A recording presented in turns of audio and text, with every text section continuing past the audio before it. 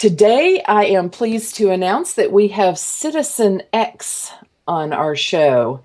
And Citizen X, well, I'll tell you a little bit about that, but she's going to be talking to us about spirituality, spiritual nature, the spiritual nature of the environmental movement.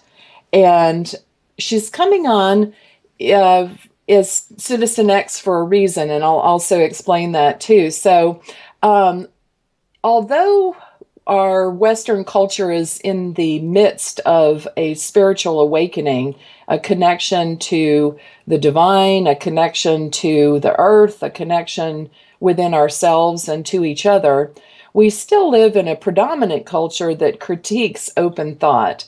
And it's always been that way, I think. If it was wartime, military regimes would always target first the religious teachers or the spiritual thinkers, the philosophers, people that think outside the box. And that would include intuitives and those that were spiritual leaders in our societies. And we really live in a society that, for the most part, to me feels like we're the children of divorce. And by that, I mean that our connection to nature is minimal at best. Overall, I'm sure most of these listeners here on the show have a little bit broader thought process, but in mainstream, we're kind of taught to worship the Father or and of course there's a difference between religion and spirituality, and we can get into that later. But if you want to think of it, we worship the left brain process, the power dynamic, etc. But and that sort of narcissistic view of the patriarchal and the left brain part of us sort of creates a divide where it's sort of disrespected or even discouraged for us to think about our intuitive side, to think about our mother, the earth, and people that put the mother first, the earth first, maybe are seen as either crazy or disloyal to the father or to the machine. And I don't know why I was thinking about it that way today, but I certainly did. And so today, looking at spirituality and its relationship to the environment is what our guest is bringing. So the spiritual nature of the environmental movement is what she brings. And, there are a lot of people out there in the machine that worry about their title and whether they're seen, and they spend a great deal of effort being recognized. And today's guest has certainly enough prestige to be able to do that, but she has chosen instead to let the message be heard and be more important than her title. Citizen X provides an anonymity device, and I use it for just such a guest. Citizen X has no geography, no name, no bio, and just the voice for the people. So I'd like to welcome aboard today's Citizen X. Welcome. Thank you so much, Tracy. I'm thrilled to be here. Well, I'm just thrilled to have you. I was just blown away that you decided to join us on the show. So thank you so much.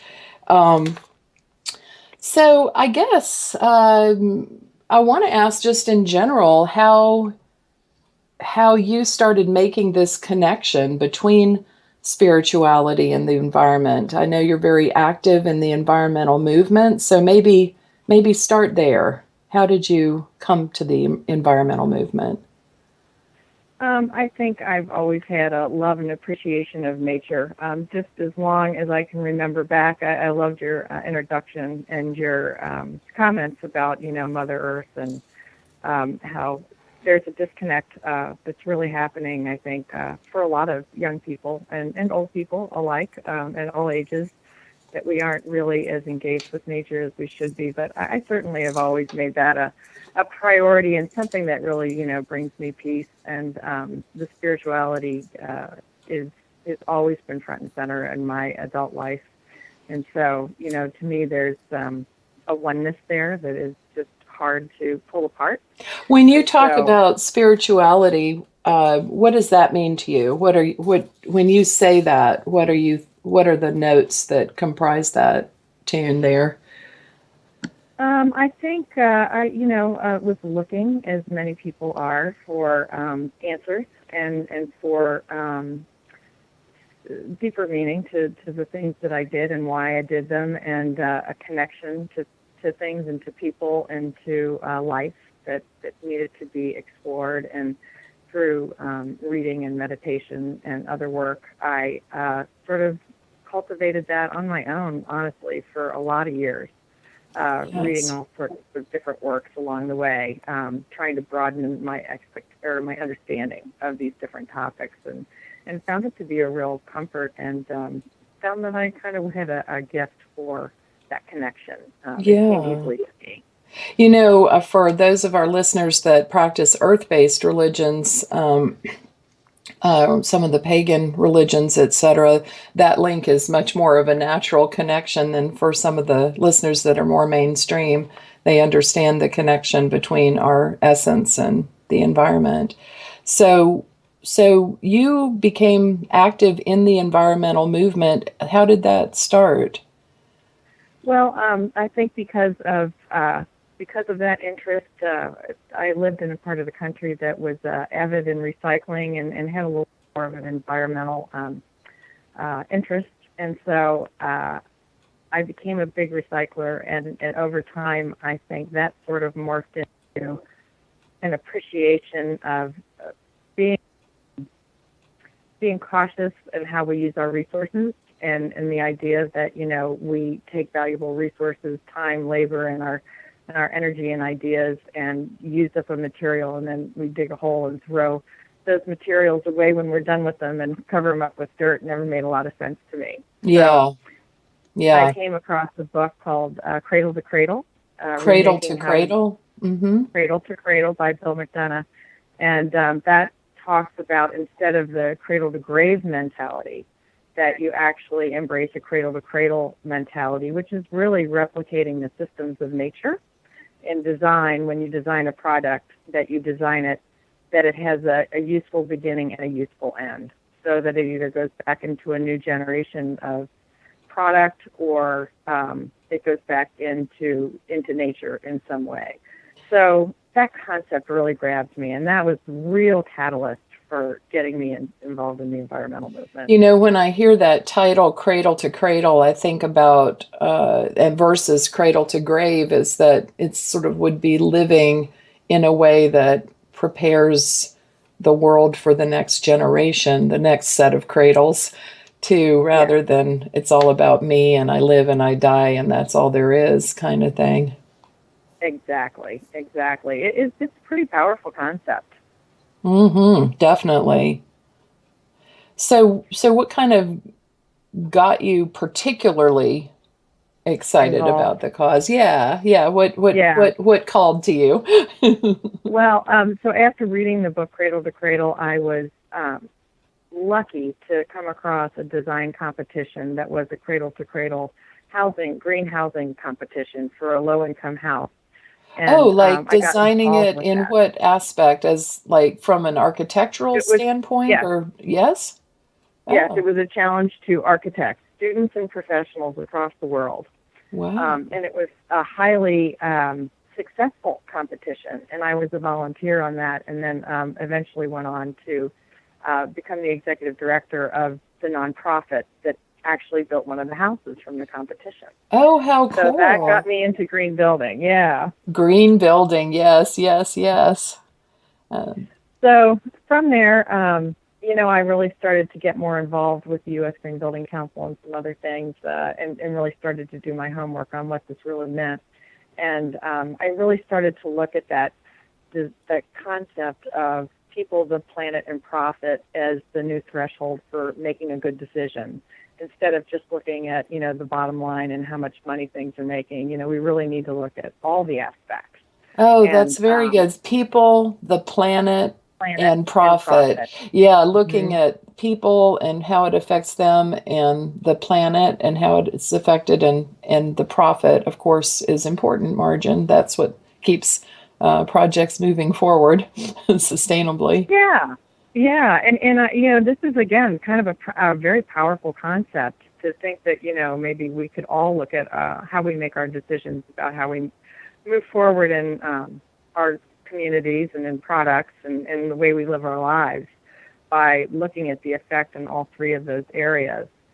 And I found the green building movement to be pretty exciting because, first of all, they were very willing to allow women to take a leadership role. So gender seemed to, not be, there wasn't a bias there for gender. So it was a very equal footing in the leadership of the green building movement with men and women, and a great deal of diversity.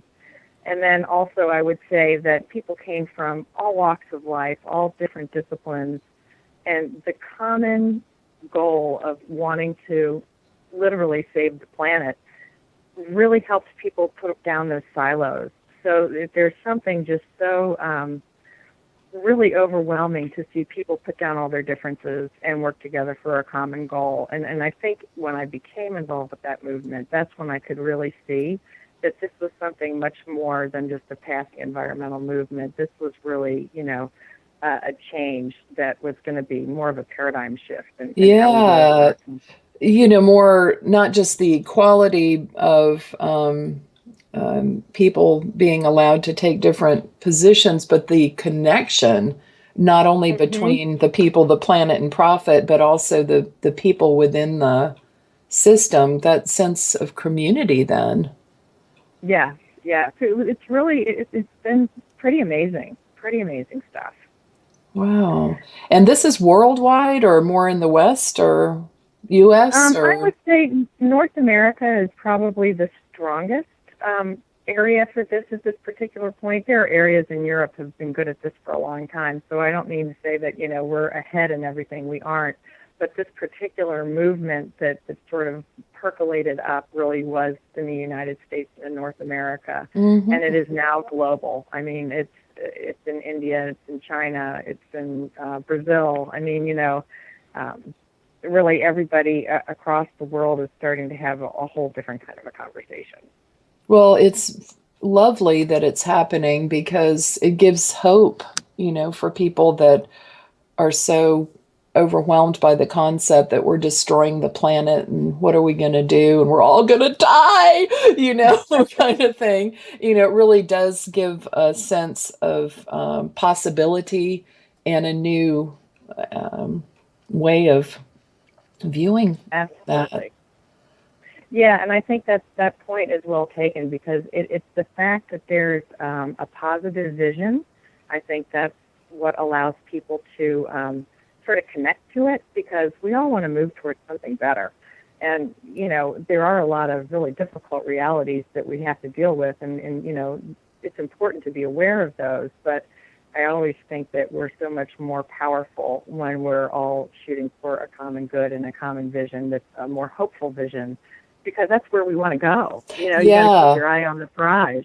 Yeah, if it's a true paradigm shift because people that live in fear are much more likely to be protectionistic if they view other people as a threat or view someone else as someone that's going to take something from them and their life is going to suffer as a consequence. That hostility and fear really divide, but viewing the earth and each other as a common resource and a valuable resource that each of us has our place and each of us has something to offer definitely starts weaving itself through spiritual concepts too. Absolutely. So, Absolutely. We have to get out of that fear-based thinking. yeah, so why did you like how would you see that integration with the current spiritual evolution? Like how do you see the interface between the environmental movement and the current spiritual evolution that's occurring here in the West? Well, I'd like to share an insight with you.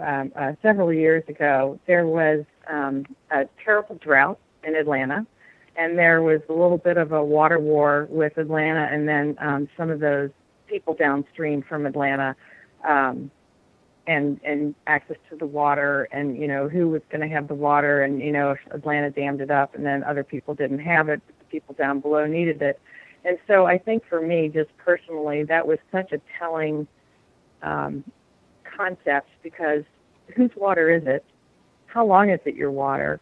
And what is your ownership of that, if any? And to me, it isn't. Right. It's passing through. It's never your water. You didn't make it, so I guess it's not yours. Right, right. You don't have the right to impede it, to stop it from going down to other people, in a way that's unfair.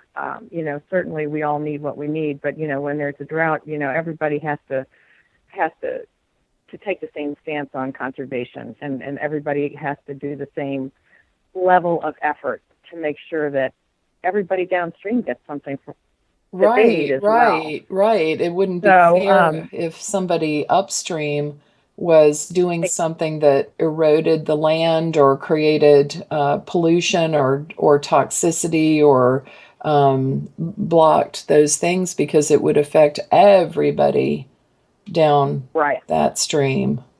And that's and the same could be said of our air. Sure. What is your air? What is my air? I mean, it just we all have this in common, and we all have to protect this resource. It's very valuable, and we all need it. So I think the fact of that sort of lack of ownership, it doesn't really belong to any one of us. It belongs to all and of it's us. a more holistic view too, like a systemic view, I guess. Yeah.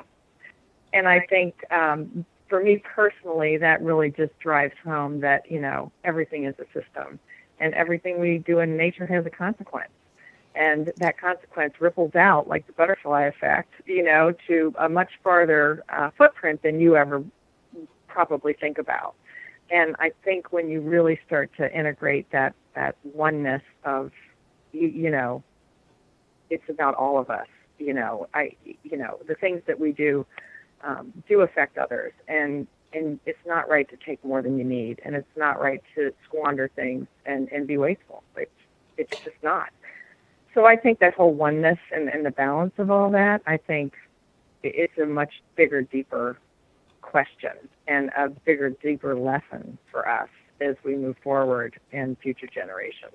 Yeah, I know as a medium, the view that I get of people, that connection and how people are before and after death, the roles that we take on in each other's lives voluntarily to help each other with the lessons that we have here in the physical world.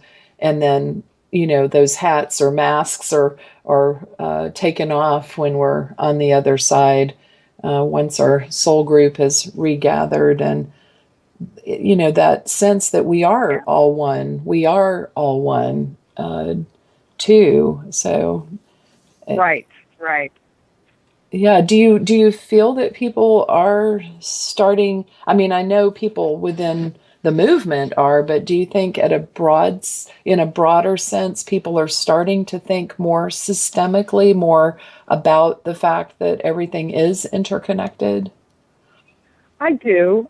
We certainly have had a lot of weather events, and a lot of places have been hit with extreme weather events that have never been hit before, and with catastrophic outcomes. And so I think it's with the frequency of those weather events intensifying, I think, people have come to understand the climate change thing, and it's pretty hard to say, yeah, you understand climate change without recognizing that, climate is a universal global issue.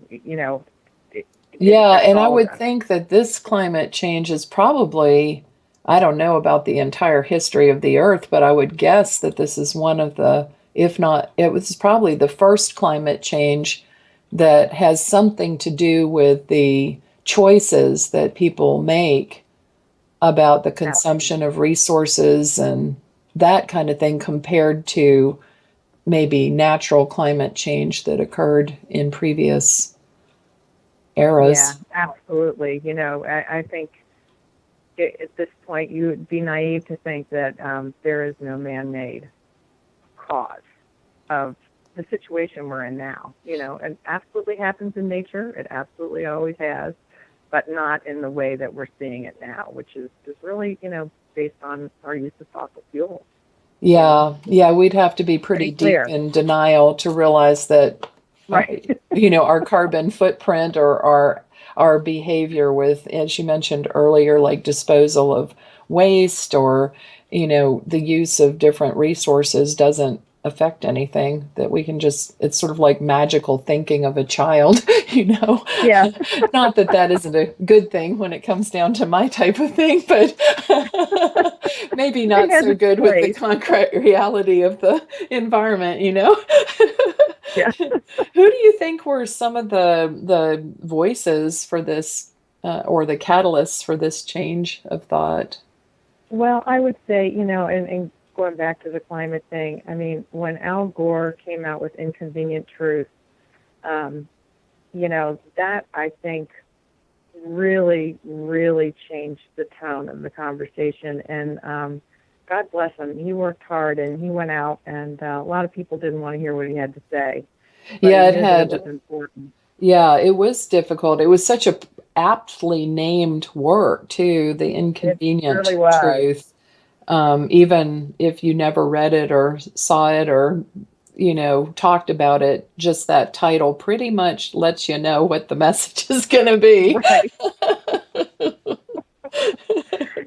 And to be a world leader and to make that statement and say this is the most important thing, a legacy I can leave is to make sure that, that people open their eyes and put a stop to this. That was pretty amazing. Yeah, Um, especially because people that were vocalizing about climate change and global warming and how different species were being affected and deforestation and all those issues that were going on, that were kind of being regarded as like the crazy people, They were right, the ones that right. were like, that's just silly that trees would have anything to do with oxygen, you know. Which is kind of oddly enough, kind of a total disregard for pretty obvious basic science and biology. That's right. Fourth grade science class, honestly. Right, right. Ah, phooey. Yeah.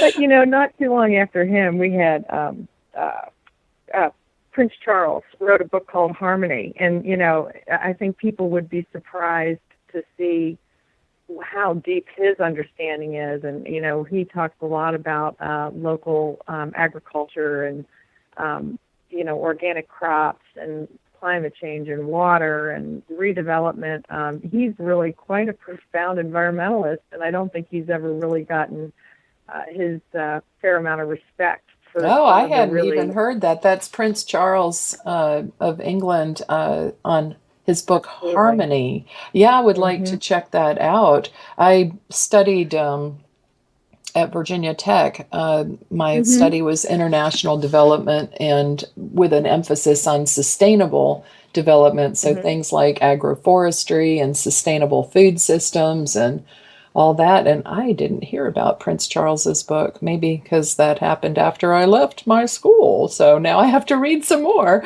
That's a great Yeah, it's suggestion. very well written. He's really quite profound, and I don't think he did get a lot of kind of credit for it, but he's too took a very bold stance early on. Nobody wanted to hear it, but he really was a thought leader in the environmental movement, which I think is pretty interesting. Absolutely. Absolutely. So, yeah, and I know there have been other voices. Who pops in mind for you? So I would also say I think that the religious community, a lot of churches are embracing the environmental message along with stewardship. That's pretty powerful. The Dalai Lama has spoken out about it, but probably the most profound thing I think that's happened recently is Pope Francis and his environmental statement that he made about 6 months ago. He has come out with a very strong message about the environmental movement and about people in the relationship with the planet, and also the really devastating effects it has on poor countries and poor communities. He uses some strong language. I mean, he talks about, the suicidal path of climate change, and, that it's a great sin against the environment to move forward with irresponsible behavior. So he's really taken a strong stand. And when you think about the global reach of the Catholic Church, regardless of what you may think about Catholicism or the Pope, it's a big and a major influence. And I think the fact that he's St. Francis, named after St. Francis of Assisi, who was all about nature and his relationship with nature. And the animal lover person, the one that animals always were drawn to. I've always loved him just because of animals. Yes.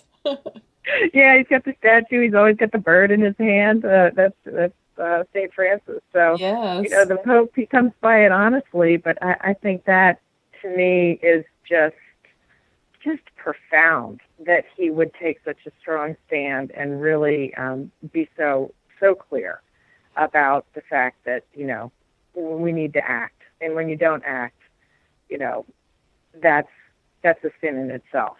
Yeah. Drop the use of the word sin, probably. That's not the best choice. Yeah. I think you and I probably don't use the word sin very much in our in our jargon. But yeah, I think it clarifies the concept that it's something that we shouldn't be doing, and that it does have a consequence, Yeah. And we need to stop. We need to stop it now. Yeah. So that's pretty. To me, I think that's sort of really gets to sort of what we're talking about today. That it's on that level. That kind of a shift can happen. Who knows where we could be in 5 years now? Absolutely. Absolutely.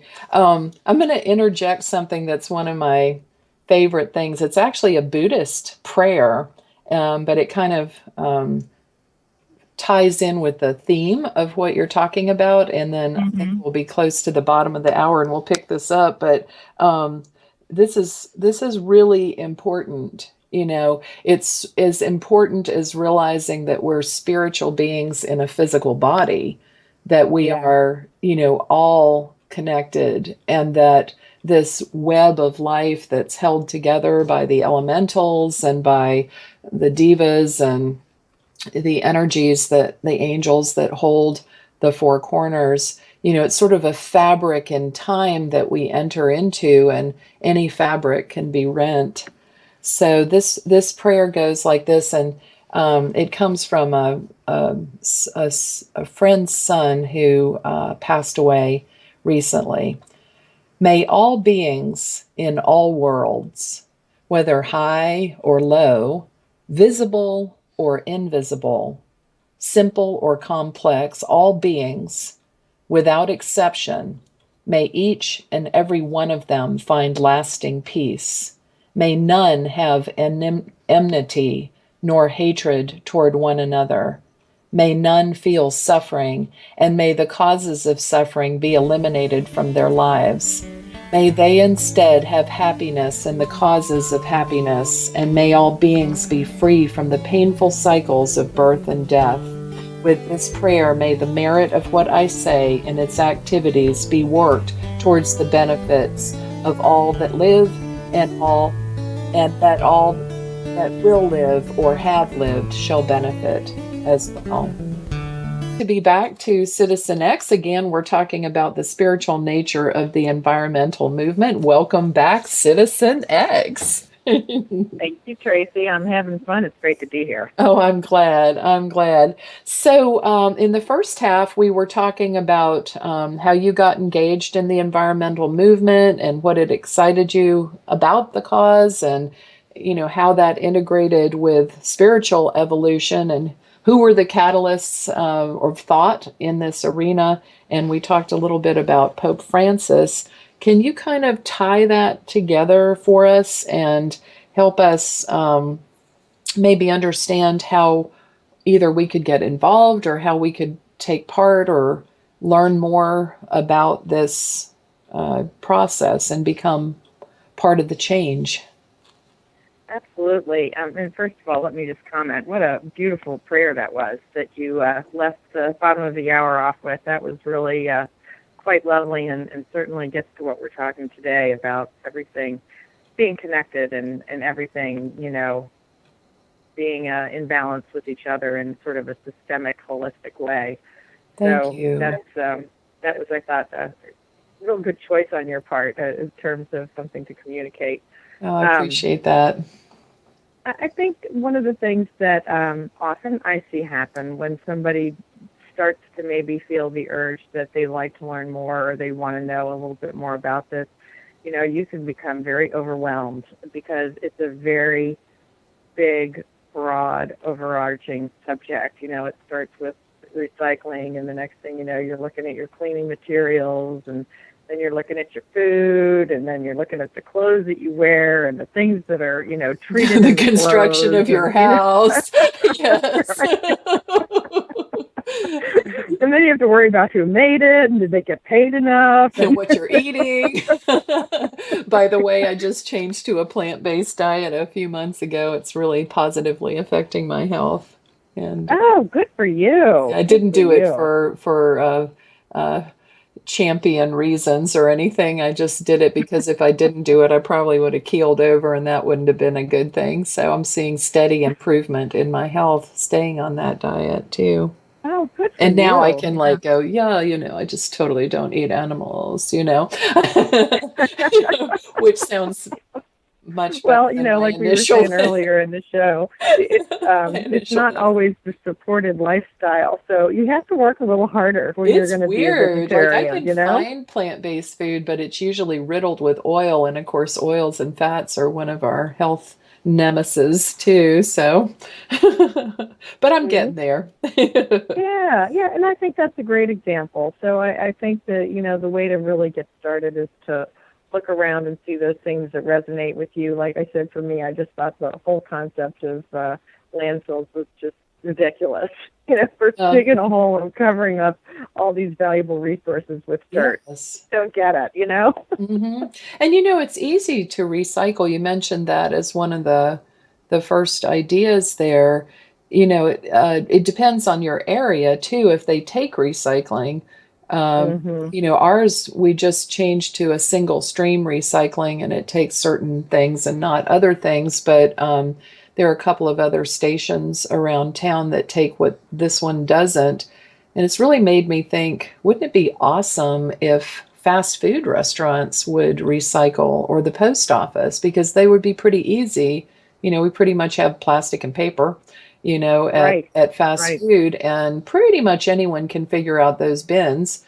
And post offices, you know, the papers, you know, people stand there and open their mail and, you know, that kind of thing. And that's a lot of paper, you know. Yeah, and you'd be surprised in the recycling stream. Mixed paper is a huge part of it. You know, you think it's metals or plastics, and trust me, there are plenty of plastics out there. But paper is really, when you start recycling paper, you will be amazed at how you reduce your garbage. Wow. Yeah, I have literal mountains of papers of ideas and different categories of things in one of my rooms. And someday I feel like I'll organize it and reduce it somehow. But I'm a note taker from way back, and my life is on index cards. That's all right. Like a swirl of leaves of index cards, or sorting is sort of like that, a squirrel's nest of index cards. Well, that's, you know, just when you do get done with them, just make sure you recycle them. Oh, absolutely. And I'm noticing a lot more recycled products that have been using products that are recycled too. Absolutely. And that's a really important point, too. It gets sort of the purchasing end of things. But, you know, recycled goods are a commodity. So, your recycling organization sells that back to some manufacturer, and then they use it to make new products. So, to be a good and avid recycler, and even if you don't have recycling in your community, to buy materials and products that include recycled material, that's a way to help, Yeah, yeah. Didn't they have like a phrase on TV a while back? I don't have TV anymore, so people will laugh because this is way outdated. I don't have time to Mm-hmm. watch it, and I get frustrated with the advertising. So I basically look at YouTube and listen to Pandora. But Yeah. didn't they used to say reuse, recycle, reuse, repurpose, recycle, or I think something? reuse, reduce, recycle. Yeah. Reuse, reduce, recycle. Okay. Well, there is repurpose too. Yeah. And that works too, right? Right, right. So anyway, I guess there are simple ways, and like you said, your choice to go to a plant-based diet. There just whatever it is that sort of, sparks your interest. That's the place to start because, it can get overwhelming. I mean, I got to a point where I didn't want to throw anything away. Well, that doesn't work either. So Then you become the landfill, right? right. Yes. And so I just sort of send it off with a blessing. Thanks for the good service. Yes, that's good. That's good. That's good. We should be grateful both to material things and natural things as well, and to each other. Right. Yeah, yeah. So I think, start small and just no guilt, do your best and just try and be a little bit more mindful of, what you put in your body, what you put on your body, what you put in the environment, what you put in your car, try and give it some thought. Yeah, It's a and good place to start. again, just because it's overwhelming doesn't mean that one thing wouldn't make a big difference because there's that whole downstream Mm-hmm. effect of our actions. Mm-hmm. There really is, and we talked a little bit about cradle to cradle, and one of the things that I wanted to tell you today was there's a school of thought called biomimicry, and biomimicry is sort of led by a biologist, and her name is Janine Benyus, and she's quite profound in how she looks at nature to solve the problems that we would have in developing our products and systems. Oh, So interesting. Sort she of a would say, natural yeah, solution.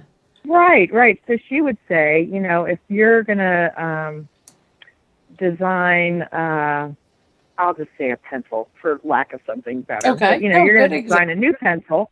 And so maybe you look at the life of a tree. A tree starts as an acorn. It grows into a tree. It has leaves, it bears fruit, it again, has plant seeds, drop seeds, and, regenerates in a much more magnificent way. But when the tree is done, it then is biodegraded back into the earth and goes back in and nurtures the soil where the seeds have fallen, So there's Yes, that whole yes. cradle to cradle cycle. So whether you're making a pencil or an automobile or a shirt, we should always be looking for that loop, And so Jane Benyus has started a website, and it's called Ask Nature. And basically you can go in there and type in like almost any problem, and you'll pull up systems in nature where nature has already addressed that problem.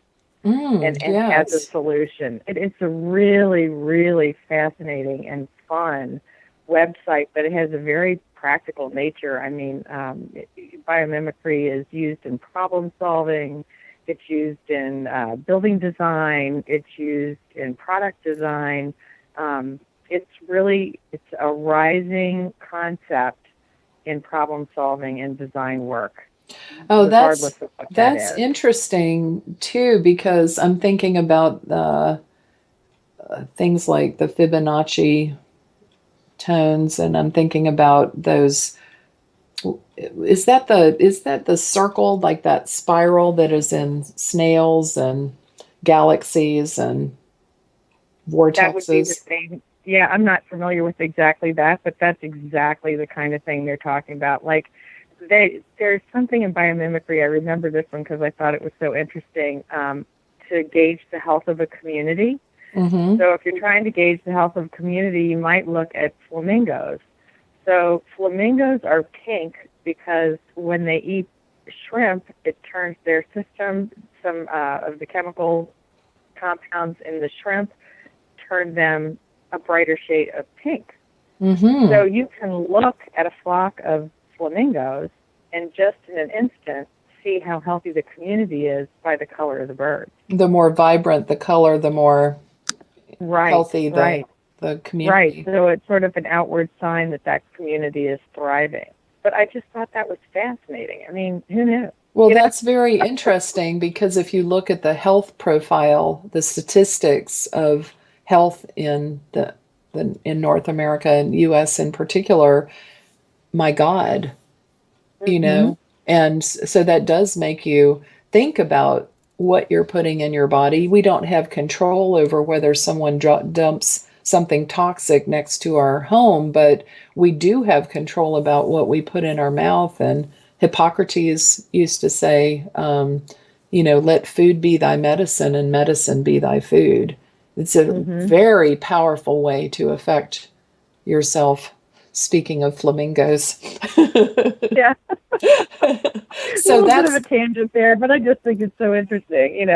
But it's called asknature.org, and so anybody who oh, I might was, be interested, and you can just get in there and play around and, ask questions, and it'll show you some system in nature that's already addressed the problem. It's oh, pretty that's cool. so cool. Asknature.org. Mm-hmm. That's Very correct. cool. Very cool. So, what do you think it's going to take to move this shift in thinking forward for people? Oh, gosh. What a good question. Is it spontaneous? Is it contagious? Is it going viral? Or how is it I do unfolding? think that there's sort of like a pivot point that when you hit that pivot point, things start, to go more quickly and grow at an accelerated rate.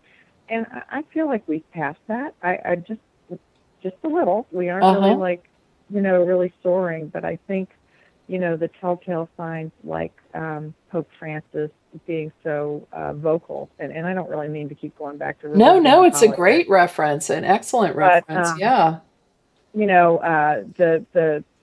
the countries across the world that are looking at climate change. There was a big um, meeting in Paris in December where, all the different world leaders got together and said, we need to tackle this together. And it isn't my water or your water. It's not my air or your air. We've got to do this together. So I think I'm seeing a lot of really exciting and positive partnerships sort of consolidating to move forward and to really give this some mass and to Yeah. understand it's just it's integrated in who we are. And my hope would be that someday, you wouldn't need a me because everybody would Right. already get it. Well, you had mentioned in the first part of the show, that focus, the decision-making criteria being on people, planet, and profit. And I think Mm-hmm. that that is what's going to drive it then, because if people are worried about profit, like they're going to start, as we see, now you can find organic food at Walmart. I mean, like, what? Right, right. And in the vitamins section now we have a lot of the supplements that you would find in more specialized stores. I'm not like, yay, Walmart. I'm more saying they realized that the Well, profit margin was there. And so they catered to it. And then if not, then it's people realizing my health is suffering and it's all about that. So they become more interested in what could fix that. Like, how do I get better? And I then it all feeds back in to the yeah, I environment totally as agree a, with you. Yeah, yeah. and I would say too that that's an interesting point, and this is a big part of the point that Bill McDonough makes in Cradle to Cradle, is that he talks about that you have to get business on board with this thinking to move it forward. And so, again, not a statement good, bad, or indifferent, but when I see somebody like Walmart, having a very aggressive goal for renewable energy, They're making their buildings highly energy efficient. They're bringing in organic food. They look in some cases too to have some locally sourced produce in some cases. So I'm thrilled. Now I probably will still choose to go down to my local co-op. Oh yes, but yeah. I'm thrilled that like a Walmart is starting to chip away at those of us who are not in the choir. Well, and it's putting, because of their price practices, which I won't, don't get me on a rant, but because of that, it does make it more accessible to people. And I love that there are food stamps now available, or I guess they call them SNAP benefits available in farmers markets, reaching into those different tiers of society, so it isn't just an exclusive privilege of the wealthy to be healthy.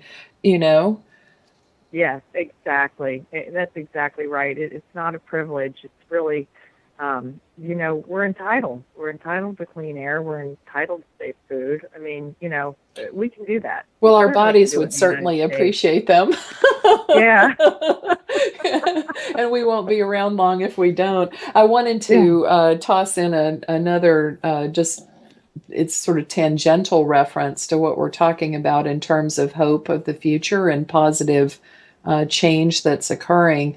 I had an astrologer on my show. She's a geopolitical astrologer. Her name is Linda Sherman, and she's really she's not an easy person. Like, she's definitely going to be hardcore when it comes down to political analysis and changes for the planet and that kind of thing. And I was I had a little trepidation about what she might say on the show, but she said that she sees us going into a golden age where people are respectful of each other, where people are caring for the planet, where we do turn the corner. And that was such a relief, because she's very accurately predicted many political changes since the 1970s.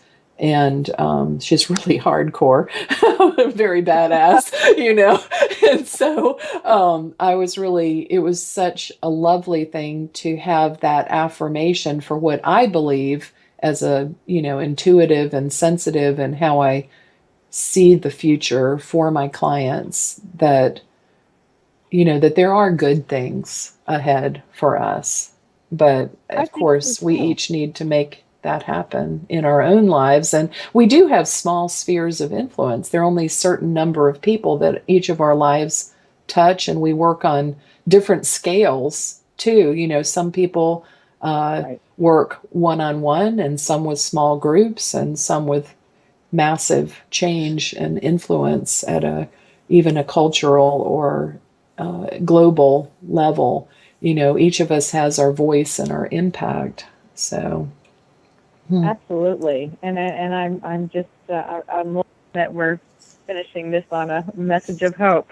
Oh, absolutely. If you were going to recommend some resources besides asknature.org, what else would you, and you mentioned Cradle to Cradle earlier.